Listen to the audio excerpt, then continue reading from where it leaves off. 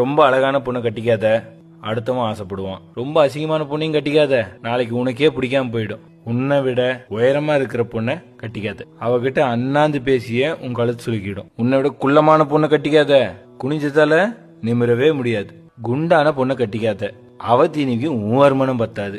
ஒல்லியான பொண்ணை கட்டிக்காத, வீட்டுக்குள்ள எங்கன்னு போய் தேடுவாவில. ரொம்ப படிச்ச பொண்ணை கட்டிக்காத, உன்னை மதிக்கவே மாட்டா. அதுக்காக படிக்காத பொண்ணு கட்டிடாத. நீ சொல்றது அவளுக்கு ஒன்னும் புரியாது. தம்பி, சொன்னது புரிஞ்சுச்சா? புரிஞ்சு சாமி, நல்லா புரிஞ்சு. டேய், கல்யாணமே பண்ணிக்காதரா அப்படின்னு முதலே சொல்லிருக்கலாமே சாமி. அதுக்கு ஏன் சாமி இவ்வளோ பெரிய விளக்கம்? சொன்னா எவன்டா கேக்குறான்? மண்ணு மேல ஆசைப்பட்ட பல்வாள் தேவனும் செத்து போயிட்டான், பொண்ணு மேல ஆசைப்பட்ட பாகுபலியும் செத்து போயிட்டான். எது மேலேயும் ஆசைப்படாத கட்டப்பா தான் கடைசி வரைக்கும் இருந்தான். கெட்டப்பா வாழ்றத விட கட்டப்பாவா வாழ்ந்துட்டு போயிடலாம். நல்ல யோசனை சாமி, நல்ல யோசனை.